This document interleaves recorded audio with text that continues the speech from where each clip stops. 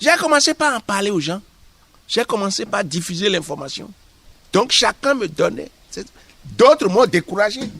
Je veux parler du professeur Roger Gbeyonvi. D'accord. Il avait une chorale. D'accord, voilà. De sa chorale. Je m'étais inscrit dans la chorale. Et on allait faire les répétitions au collège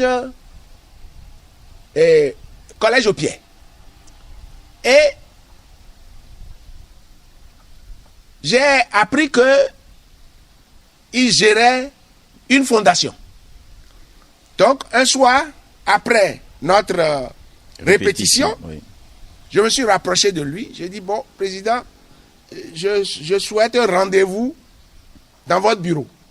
Ah bon? Vous voulez faire quoi? Vous connaissez Roger, comment il est?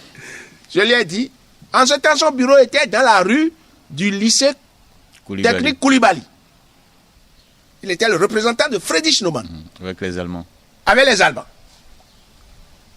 Je suis allé voir le monsieur. Je lui ai exposé mes choses. Je lui ai donné le titre de l'association que je veux créer. Oui. Il dit, mais répétez-moi ça. Je dis, oui, monsieur, je veux créer une association qui s'appelle l'association de lutte contre le racisme, l'ethnocentrisme et le régionalisme. Il dit, vous? Mais qui veut vous écouter, vous? Vous pouvez prendre ce poids-là sur la tête? Mais les sujets dont vous parlez là, le racisme, l'ethnocentrisme, le régionalisme, c'est des fléaux aussi vieux que le monde. Qui va vous écouter? Et vous pensez que moi je vais prendre l'argent des Allemands pour vous donner à vous? Pour faire quoi? Non. Il m'a découragé. Totalement. Vous savez ce que je lui ai dit le jour-là? Non. J'ai écouté encore la voix intérieure. La voix intérieure. J'ai répondu. Je dis, mais monsieur, ok, si vous ne m'aidez pas, ce n'est pas grave. Vous savez ce que je vais faire? Je vais écrire sur un papier Association de lutte contre le racisme, l'ethnocentrisme, le régionalisme. Je vais mettre dans une bouteille.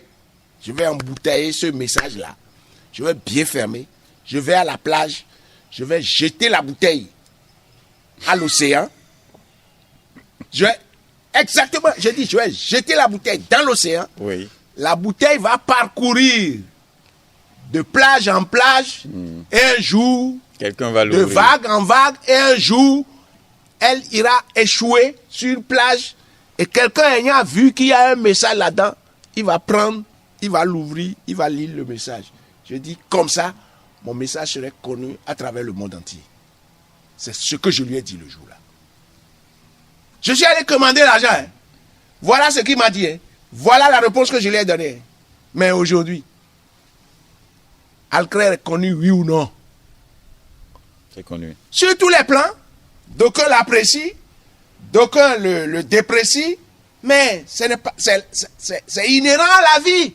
Mais c'est comme ça. Mais Roger et moi aujourd'hui, on est comme on le dit, on est comme le savon et l'éponge.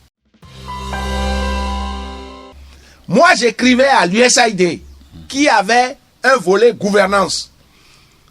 Et lorsque je leur écrivais pour leur demander le financement, mais ils prenaient sagement mes missives que je leur envoyais et ils mettaient dessus, vous n'êtes pas visible. Ah, et puis j'ai posé la question à l'un des travailleurs de là-bas, monsieur, en l'occurrence à monsieur Johnson Ruben. Il doit être aux États, il doit être installé aux États-Unis depuis. J'ai dit, mais pourquoi vous écrivez sur mes choses pour dire je ne suis pas visible? Il dit, mais vous dites que vous luttez contre le racisme, l'ethnosentrisme, le régionalisme, et on ne vous voit pas réagir par rapport à ces faits-là qui se posent dans le pays. Ah, je dis c'est comme ça. Ah bon? Ah donc il faut réagir d'abord. Il dit, mais on veut vous voir en action. On veut voir dans le feu de l'action. C'est comme ça que vous êtes rentré dans les pattes des journalistes. Et c'est comme ça, étape par étape. Oui. Et c'est comme ça. Ah, quand je suis allé dormir, j'ai réfléchi la nuit. J'ai dit, mais qu'est-ce que je dois faire? Je ne suis pas né d'une famille riche. Et voilà qu'il y en a beaucoup qui ne croient pas à mes sujets. Oui. Bon, le peu qui y croit n'a pas les moyens De vous porter. de me porter. Qu'est-ce qu'il faut faire? J'ai dit, bon, on dit, nous, on peut gâter quelque chose pour réparer un autre. Voilà. Bon, j'ai eu l'idée. J'ai dit, ok, je vais mettre en vente l'une de mes parcelles pour avoir les moyens financiers et laisser de côté l'USAID. Mais c'est comme ça que j'ai mis en vente l'une de mes parcelles en face de Canal 3, à Cotonou, à Menotela. Et j'ai vendu la parcelle à 13 millions à mon voisin qui en avait besoin pour élargir sa cour. D'accord. Oui. Donc, quand j'ai vendu ça, sur le conseil des gens, on m'a dit, il faut organiser des conférences de presse.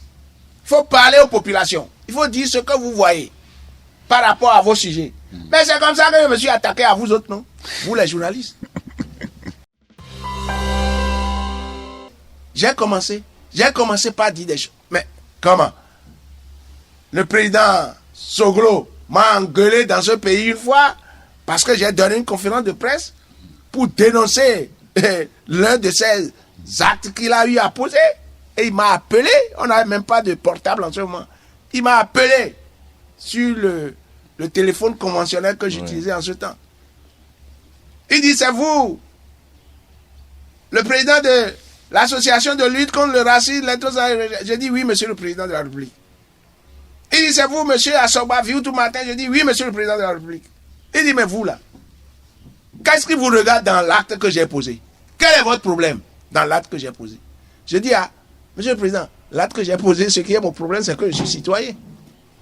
Et je trouve que votre acte que vous avez posé est contraire à la bonne gouvernance, à l'éthique. C'est ça. Voilà. Donc, c'est comme ça que j'ai commencé par réagir.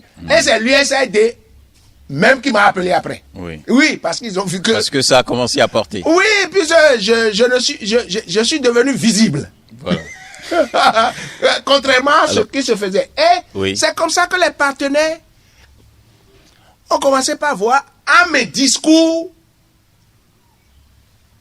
une certaine franchise, une certaine ligne droite, une certaine vérité.